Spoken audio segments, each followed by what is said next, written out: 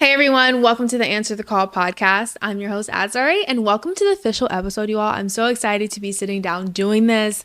Finally, this is something that I've been thinking about doing for quite some time, but I knew I needed to do it with one person, and that was with God. I knew that I could not do this in my own strength. Even though I know this is like from Him, I'm like, Lord, like I need you to just sit down today.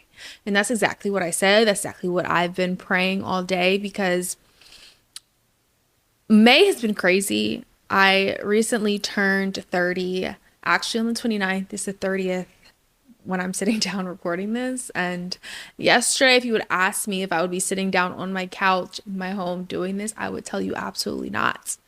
Okay, that is my favorite line. Absolutely not. But I'm thankful for my community, for my friend, because she encouraged me this morning.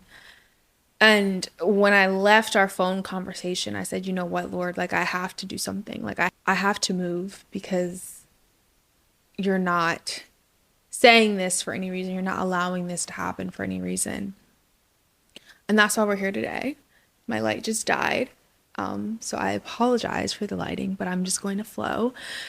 I want to start off by reading Psalms 52, verse 8 through 9, because one thing I've always said is that as I look around my home, I'm consistently reminded of what Jesus did for us when he was in the Garden of Gethsemane, when he was under the olive tree. And one of my favorite new verses this year have been Psalms 52, verse 8 through 9. And it says, "But I am like a green olive tree in the house of God. I trust in the mercy of God forever and ever, and I will praise you forever because you have done it. And in the presence of your saints, I will wait on your name, for it is good." And that is something that in this season that I'm in, I've wrestled with, I've thought about, and I cannot stop thinking about because I've been looking up like how does an olive tree even happen? Like the growth process, what that looks like. And the olive tree can withstand any season. It can withhold no matter if it's raining, fire, it will grow back. And once the olive tree is in its final form, you have rich olive oil. Look up an olive tree. It takes about like 15 to 20 years for it to be like in its final form to what it was created to be.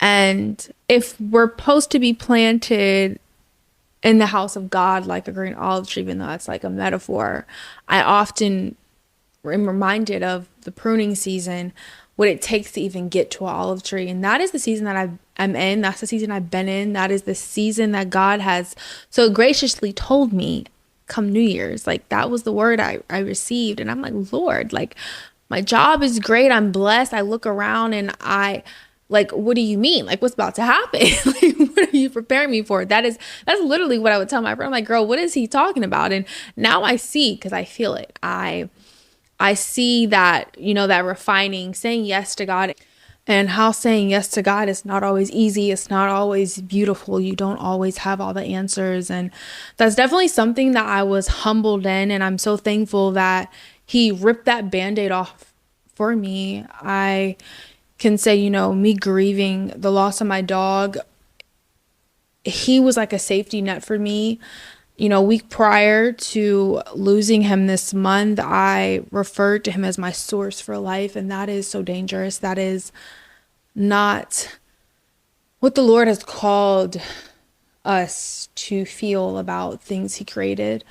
The Bible clearly talks about having idols and worshiping things other than the Creator. And even, yes, we can love our animals. We are called to show the love of Christ. However, when we start to be fully dependent, that is the issue. And that's what was starting to happen in my life. Like this month was literally so crazy for me. But I knew I still had to do this. I knew that I could no longer sit on what the Lord has told me to do. And delayed obedience is still disobedience. I've been disobedient with this.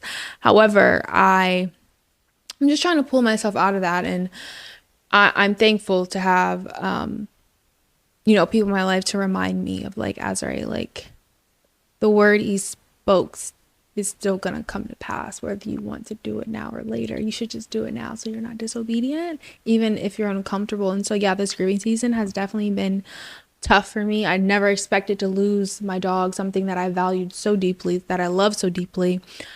The month of my birthday, and then other just things that I've been dealing with mentally. I got baptized on May 17th, which that was another prayer of mine, other than to like join a church home. And to know that even that was a struggle for me. It's something that I so deeply wanted before I turned 30. Like you all, my dog died on May 13th. I literally got baptized that Sunday, and it was, I was so full of grief. I mean, I still am, but I'm just like, Lord, I don't know if I can do this. But I knew that was nothing but the enemy. And then family things. And this is also the month my grandmother passed away.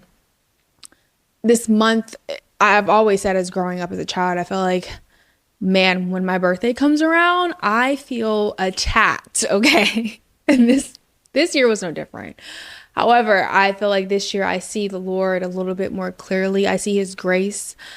You all don't understand how many nights I have screamed in here because I'm so upset and so angry, but I also see what he's doing in me. And so answering the call is hard, you all, but it's a season that I'm in. It's a season that I feel like as Christians, there's no season of us to never answer the Lord's call. It might look different. It might feel different. But I do feel as a believer that we are consistently answering God's call until our last breath. And that is what I want this podcast to embody: transparency, even when it's uncomfortable. Honesty. I want us to laugh, cry, build a community. Like nothing is off limits because I've been through so much, but I also have so much history with God to where I know he was faithful 2 years ago. So he's about to be faithful now. Even when I don't fully understand, even when I'm still learning and growing, and I want you all to be on that journey with me. As painful as it is, God is still faithful and he's worthy. And I always remind myself, I was right. He died for that. And yeah, so that is what Answer the Call is. I'm sorry that the first episode was so deep, but that's just the place I'm in. I hope you all stay because we're gonna cry, we're gonna laugh, nothing's off limits. I want you all to email me like topics. I'm gonna have my friends on, guests on. I don't want it to just be me. It is not gonna be a preachy thing. It's gonna be a raw, honest, safe, vulnerable place where we can give our yes to God confidently, boldly, and we can all feel leaving empowered. Like that is what it is. I want to build community because community is so important, and that is something that I will talk about later. But I just wanted to hop on here and introduce myself and say welcome to Answer the Call, a safe place, a safe haven where we can all grow, learn, and evolve and be the men and women God called us to be. Yeah, so make sure you all email me your topics, DM me. We are going to do this journey together. I'm really excited. And I just want to say thank you again to my community of friends who support me, who love me, who push me to just do it. Okay. But I'm excited to have you all as my family as well. And I can't wait to hear your stories, your testimonies, and make this a whole thing because answering the call to the Lord is beautiful. So I will see you all next week. Thank you so much for joining me on the first episode, and I will see you all later. Bye, guys.